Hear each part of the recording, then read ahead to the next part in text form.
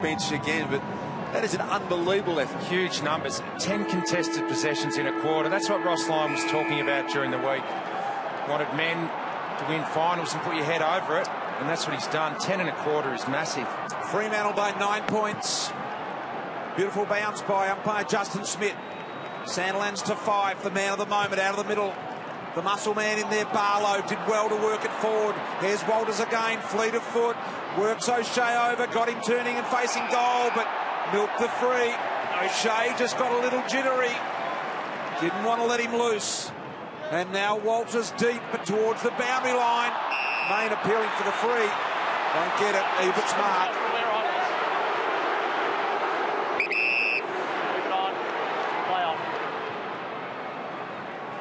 Ebert down the line, Mzungu. That's all he could do. He had nothing. He had to go long. And they've just got a great structure here at the moment, Freo. Perhaps a little closer to the boundary line would have been the order of the day. Give some sort of defensive opportunity. Mzungu, what a magnificent kick to Sandilands on the lead. It was a really clever kick. Big Sandy had his hand up and he had space in front of him, and he would like his chances against Lobe in the marking contest. The big fella Sandilands, he had so much to this side when he gets forward and takes marks. Just inside left goal post. Don't give the left goal post away here from Big Sandy, and there it is. Just milk it back. The big man. What a well-crafted goal. That was a beautiful kick by Big Aaron Sandilands. He looked really confident. 3 or 4 steps, bang, went straight through the middle. That is a real bonus. All of their goals in this game so far have come from their midfield. Barlow, 5-2, and now Sandilands kicking a goal. The forward line will eventually get on the scoreboard, but you've got to be rapt when your midfielders are getting forward, especially your ruckman kicking goals. Beautiful strike from Sandilands. He and Pavlich, the only Dockers to play in all of their finals, 13 of them so far. And by the way, Aaron Sandilands kicked that ball. His dad sits about 6 rows back from the fence in that pocket, precisely where his wad was. So Dad had a great view. Fife got knocked from pillar to post there. Fine. And he is tough as well.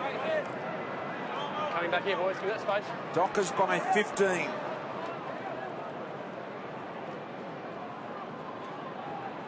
Ollie Wines. Hartlett onto it. As soon as they get it, they're forced to dispose of it immediately. No time. Schultz gets it. Dawson's wearing him like a glove. Pin straight away. The quick whistle. Have a look at this bump on Nate Fife. One and into the other. The ricochet. Not ideal when your teammate pumps your BT. No. Wines around the corner. Mzungu. And I watched the other 2 games from this year, and Mzungu was really important in both of those games. And he's very clever, Mzungu, when he rolls off. He leaves it late so they don't man him up, but he got into a perfect spot there. And as Lingy said before, they're getting much more value with Fremantle side, aren't they, Lingy, out of their loose man than Porter?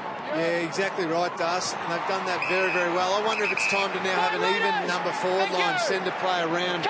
So not necessarily man him up and play a defensive role, but just try and have even numbers forward of the footy when they do go forward. Well, all of Mzungu's marks have been intercept marks in that position. Pavlich down the line looking for Zach Clark, who started the year with a knee injury and has just built and built as the year has progressed. They just shut down their overlap run, and when you force them to kick and you've got a loose player back, there's Pav, always presents. He worked hard for that, didn't he? Great work, great. Roby doing the ruck work, wins this one. Straight low to Pav.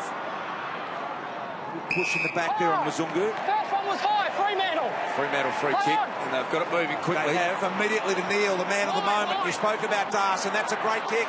Out in front there of Walters. He landed awkwardly. Didn't look good for the knee. He's got a little bit of a hobble.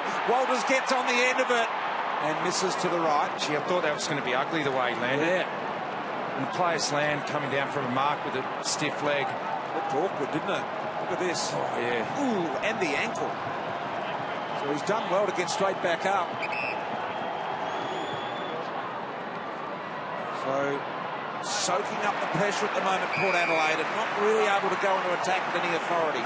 Just watching Matthew Lobe here through the binoculars, I'm watching how hard he has to work to get to every contest. He's got Sandilands, and then Sandilands gets a break, and Zach Clark rolls on. It's a massive job for him tonight. 16 points, the biggest lead of the match here so far. Walters again is creating some problems.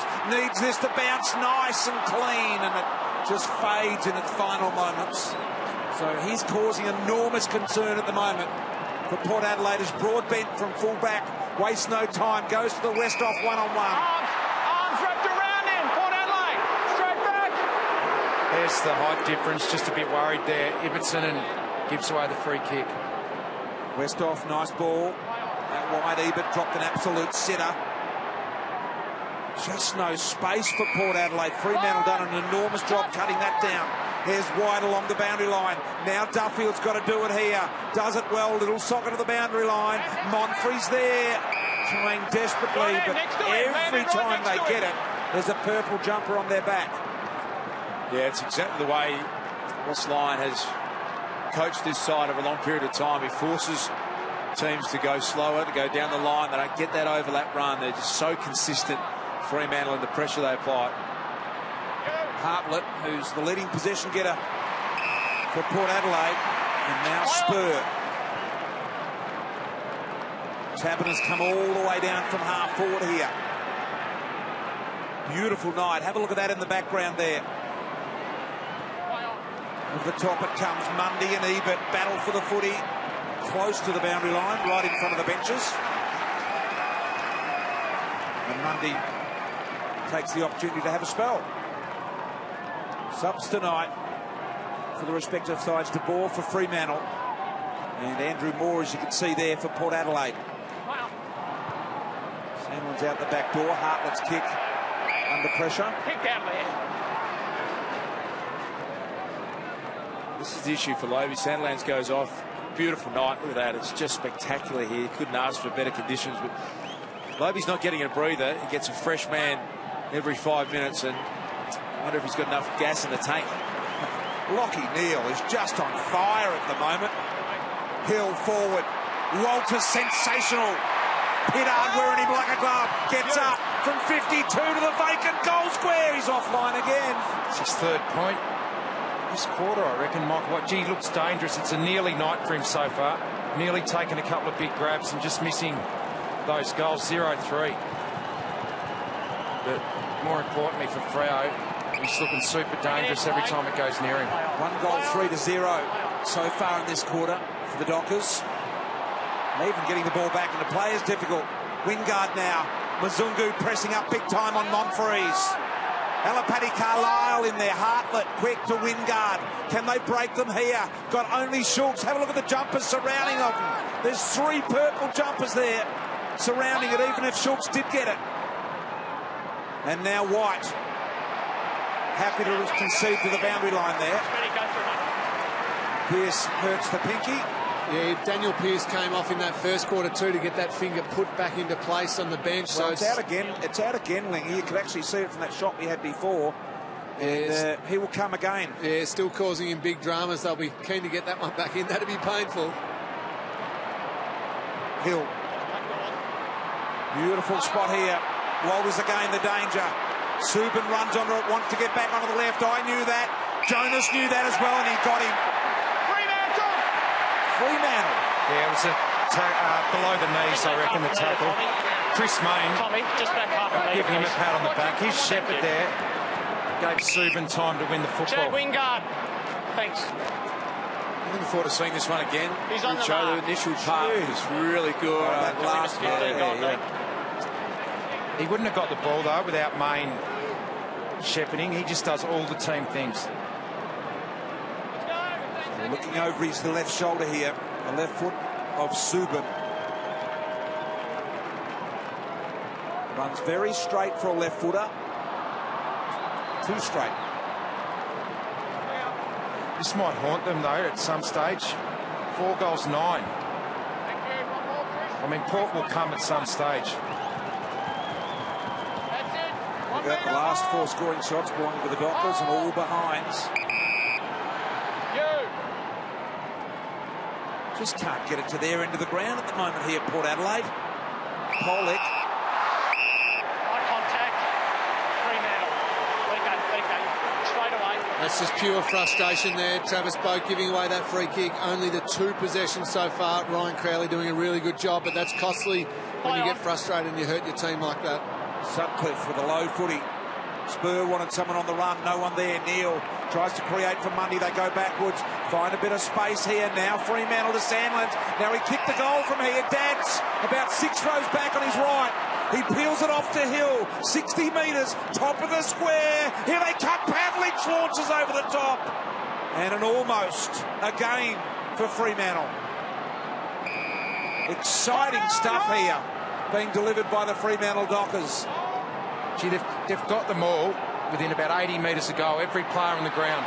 Interception, Main working so hard. You've mentioned it many times, Richo and Das. Hill the recipient, but didn't make it work. White jumpers look on, but they can't even read the bounce of the footy at the moment. And Pittard's kick is good to Schultz. Ross Lyon is sitting there saying, everything I plan is working at the moment. Ryan Crowley's way on top. This one's going to be turned over again here. Mzungu runs flat out, and once again, everything's working except for they can't kick goals. 9 behind, so they have got total domination, just not hitting the scoreboard. Fremantle have owned the footy in their half of the ground this quarter. Should be at least 6 goals up. The amount of forward line play. They've had 21 inside 50s to 12, 13 shots to 4. And they're just 19 points up. And look at this. That kick didn't just miss. There was no white jumper in the picture at all. Not a white jumper anywhere, Richo. Have a look at that. Second quarter, time in forward half, 76%. It's just going to be unsustainable for Port Adelaide if they can't find a way to get their run and carry game going. Crozier deep. All the big guns there. Mark won't be paid here. Pavlich claiming it. Let's have a listen. Caught off hands. Straight back. Off hands, umpire Matt Stevick said. Sandlands getting it out into space. Trengove reading it nicely, but the partial smother was there. Once again by Crozier on this occasion. Handball receives 48 to 20. They just can't get their run and carry going at all here, Port Adelaide, and it's because of the way Freo are playing. Just shut them down totally. And it builds on them too, Richo. It's now perceived pressure a bit. Even Trengove we saw before with time couldn't finish it. How was that to Barlow out the back door? Mzungu now goes inside, a little heavy for Pavlich, and Hartlett did well. Well, that's the genius of what Aaron Sandlands is capable, and when he combines that and effective hit out, Clark smothers it off the boot, they'll be bound to throw. When he combines that and then goes forward and takes Mark Sandlands, he's the best ruckman in the game by a mile. Oh, it's just sensational what he did with the work on the footy there. Let's see if he can get hold of it here again. They're real dangerous here. So he's got Trengove, so over the back again. Clark finds space. Barlow with the right foot banana. Sandilands, that is your goal. Oh, wow, they're up and about. Look at the purple haze, as they love to call it over here in the west. They are sensing their side is right on top. And so are we. It's a 25-point ball game. It leaves it open, but they are really looking to be a fairly scary proposition at the moment, the Fremantle Dockers.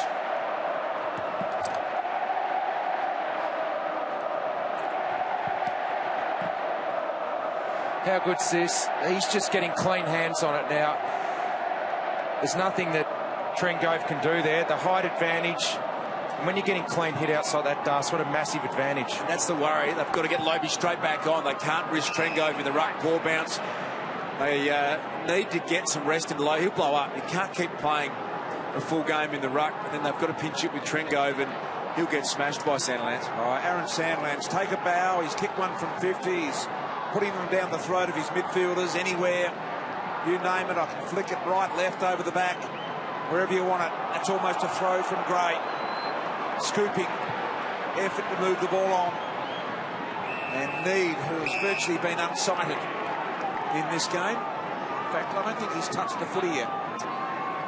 Maybe one handball. Was this a handball? Yeah, I reckon it was. Just maybe contact there. Sandlands once again just putting it at his hip.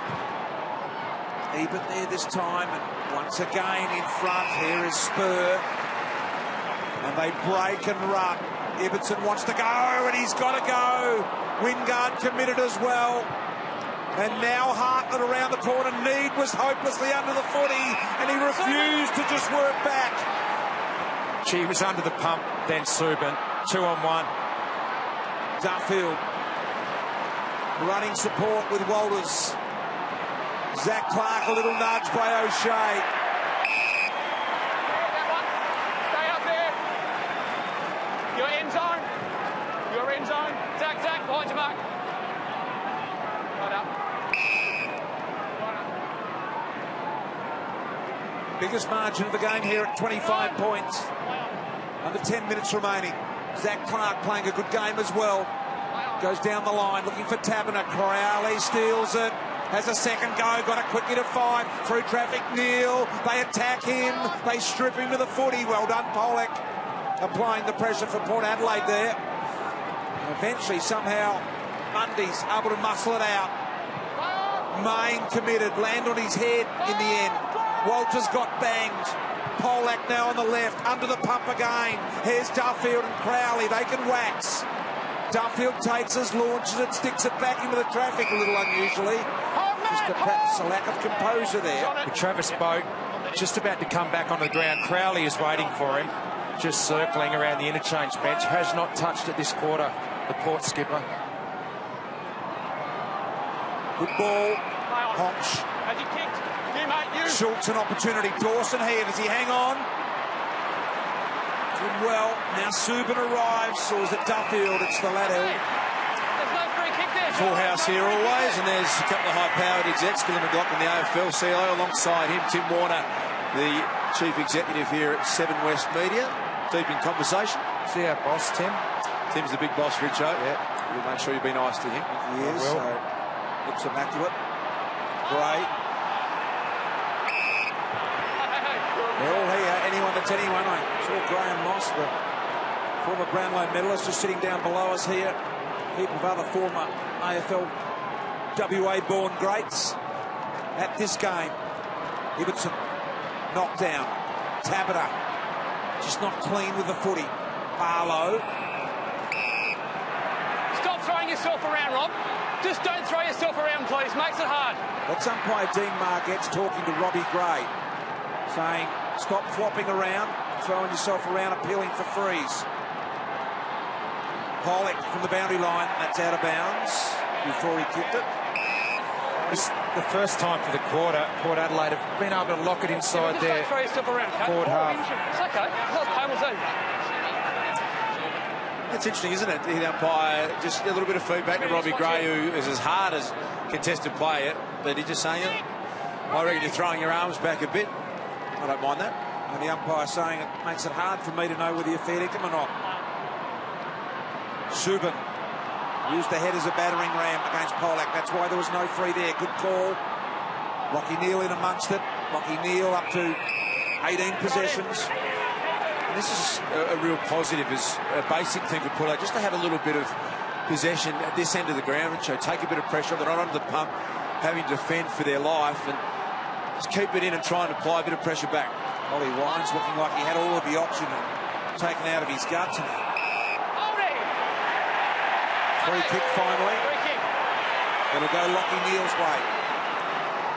So a bit of a stalemate going on here at the moment.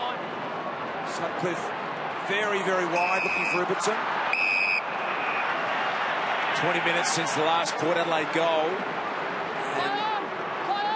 25-point margin, starting to look a little bit of a challenge. 15 minutes since the last Fremantle goal as well. For all of their domination. Broadbent long to the top of the square. Now Gray got to beat a couple. Hands on the footy here. Gray again went, got it, handball off. Need snap around the body. Little left, I think. Just misses.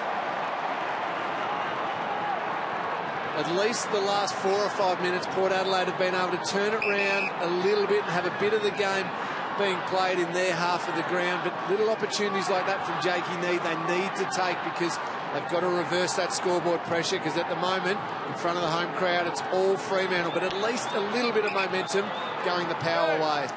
He got to kick 2 or 3 goals consecutively in there. right back in amongst it here. Schultz inside 50. Walters getting back, playing a big part in the absence of Valentine here tonight. And past it in that occasion, Pavlich. Westhoff to Hartlett. Stay there, Nick. Thank you. So now, as he has pointed out, the boys have pointed out, just starting to work their way back into the game here, Port Adelaide,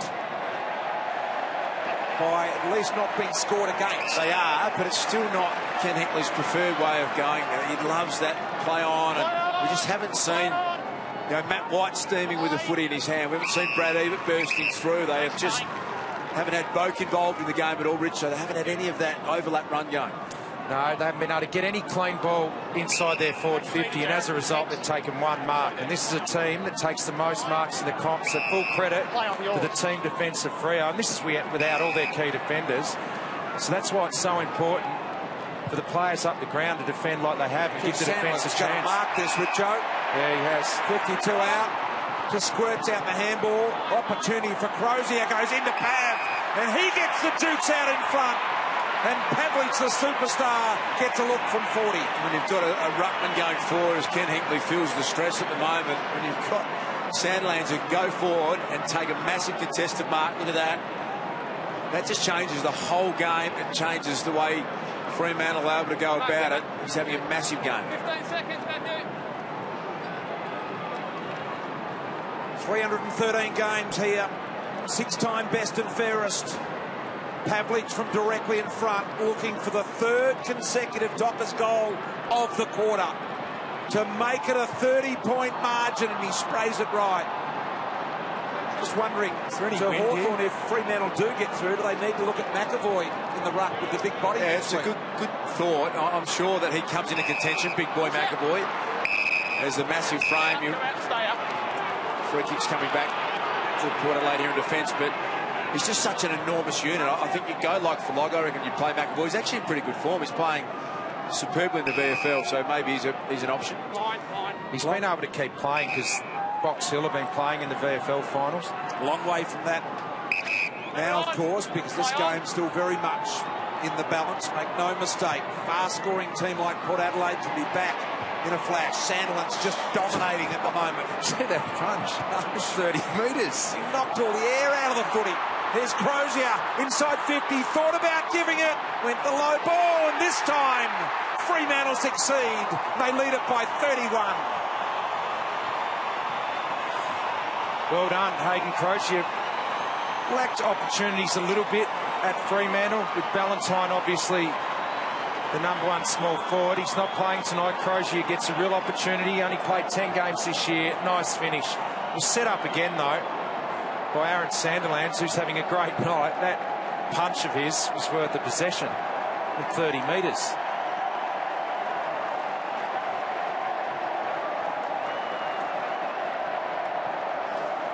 We only get a spoil on the stat sheet for this. He has smashed that with his left hand, 40 metres. That's as good as an effective kick and a goal. He's like a giant clubbing a small object. What a machine. Aaron Sandilands tonight, dominating the big man department. Ebert gets a look here, and there's an open man, and Schultz will mark. How did that happen? Jay Schultz had no one on him. You can see Zach Dawson there. I think he just tried to guess maybe a little bit there where the ball was going. It still came through the corridor, Richo, and it makes it a much more dangerous and challenging thing to defend when the footy comes out the way it did there with Brad Ebert. Schultz with 64 goals this year. A really good result for him. He misses there. That never happens. 42, 49 and 64 in his 3 years with Port Adelaide, and he would never miss a goal like that, as you say, Richo. That's horrible. One of the straightest in the business. That really is it just takes all of the confidence out of the group, doesn't it? When your big goal kicker misses one. Need missed one before. He kicked 99 times out of 100. Not going to plan here at all at the moment. Lockie Neals continued to play well in this second quarter. Dropped off a little bit. Had 20 and 6 clearances, though. Pollock to Gray, missed him. So 4 minutes here for Port Adelaide to just try and tidy things up a little. Well, you know Kenny Hinkley really well. I understand he had some regret last time in the final when they were up by 4 goals against Geelong and they maybe didn't attack well enough. What do you think he's going to say? Holding! Advantage! Polak takes that advantage and he too misses to the left, Dars. Well, Dars, that'll be the number one message will be brave. Yeah, they have to be brave in this second half that's coming up. They've got to do it late in this second quarter as well, because the way they're moving the footy slow and stagnant isn't their way of playing. They've got to be prepared to risk turning the ball over, moving it quick, otherwise they're going to be out of this game. Kenny will be pushing that big time. Oh, Fife ducked the tackle off. Sutcliffe back to Fife, trying to get rid of it. Ebert got in the way. Sensational stuff. And now an opportunity for Monfries. Short little footy finds Westhoff. Westhoff looking for some running support. Little inching kick over the top. Well read here by the Dockers. Ibbotson. Gee, dubious. I'm not sure he held that one. Jonas is sore as well. You just saw Travis Blake there streaming with the footy, thought he was out, and it was called back. He still just had 2 touches of the footy, Travis Blake. Ryan Crowley, take a bow. Sutcliffe over the top, the run of Hill. He's dynamite. He can go all the way. He closes in on 50, 40, 30 to lift the roof off. Not quite. He torched Matty Pavlich then. Stephen Hill, it's all right if you kick it, Richo, but when your captain's out with a Joe the Goose over the top, you've got to give it. He could have just drawn the player there and handballed it over. Pav would have run into an open goal. Easy to say from up here, but 3-6 this quarter they've kicked, and they've all been to the right-hand side, the Dockers. Every one of them. Westhoff. A little give and go. Here's Boat, found an opportunity to sneak one to Gray. It's a better build-up now. Schultz, long way from home. Had to come and get it, though. Handball's good. Alapati Carlisle inching the ball to Monfries. Monfries, not a long kick, but he's precise. But on this occasion, Sutcliffe read the ball to Wingard. He came off his direct opponent then, Sutcliffe, because Wingard was on. He had to do that. Sacrifice, came off, got rewarded. Down the line he goes to a 2-on-1. Hill. Mundy locked his opponent up while he winds. And he's getting on top of Kane Corns too, Richo. 13 possessions for Stephen Hill. Corns has kept him to 14 twice the last 2 times in the entire game. Scrap for the footy here. Out the back door. The fluoro booted Barlow. Neil couldn't run it down, so we're down to the last minute and a half. BT, that's Tom Jonas just getting a little bit of attention. He limped off the ground, very, very sore, getting checked out by the Docs. I'm not exactly sure what it is, but I think it might just be a big corky, so hopefully he'll be okay. He'll keep that moving and get back involved. Matt Taberner for Fremantle was getting checked out for a bit of groin tightness, but he's back out in the ground, so he's good to go as well. Barlow to Pearce. This is all after the double-handed palm down from Sandlands, which was quite brilliant. Now Pavlich is wrapped up in the tackle. Boys, good contest. Thanks, Daniel. Straight back here. Dominating is the word at the moment. Sandlands. Hill goes sideways. Pavlich tried to mark on the chest, needed to extend the jukes. Pittard tried a bit of Gaelic footy to get that to himself there. Gives it on to White. First time he's been able to use his speed tonight, White. Kicks it long. Dawson backs himself and did well. Even if Schultz was able to get to that ball that Dawson spoiled, Freo had 2 players back behind the footy, just worked harder to get back. Under a minute in the half. Mundy out the back. Can he get rid of it? Just bit of a drop kick. Spills. Corns. Wines. Got a powerful boot. Didn't go all the way. Wingard dangerously lurking. Left foot snap goal. Port Adelaide avoid a scoreless quarter here with the Wingard goal. And it's 29-minute mark in the first quarter was their last. And Wingard gets his second. And that was a really crucial moment again. It took a bit of brilliance from Chad Wingard. And the margin isn't anywhere near enough from thinking that this one is beyond Port Adelaide, but they just need to start scoring. That's the run, that's the carry. They've got the talent there with Wingard, Ford, Westhoff and Schultz, who've had no impact really on the game. So a really important one with 30 seconds remaining in the first half. Well, that's the inaccurate kicking. That goal there, back to 4 goals, 6-11. It just gives Port a real sniff going in at half-time. Been thoroughly outplayed, but the scoreboard says they're well and truly still in it. Pearce around the corner, so one last opportunity. O'Shea sees Broadbent running off half-back, and he finds Westhoff with a ripping kick. Now 16 seconds for Westhoff to drive and find a marking opportunity. Hartland comes, he goes over the top, high ball. Schultz is there, one-on-one with Dawson over the back. And a boundary throw in with 6 seconds left. He's been good in the one-on-ones, Dawson. Been able to neutralise it, bring it to ground, hasn't been outmarked once. Umpire just going a little sideways with his throw in there. Boat with a handball. The dangerous opportunity for Need. He wanted a high tackle. Umpire Stevic said no. He ran straight into his head. He ran straight into it. Walk away. Telling Need he used his head and he ran straight into it. So an electrifying Fremantle Dockers here at the moment. Lead. But I tell you what, we all know how good Port Adelaide are. And something is going to happen here in the second half, you can be sure of it. Fremantle 6-11-47 to Port Adelaide 3-5-23.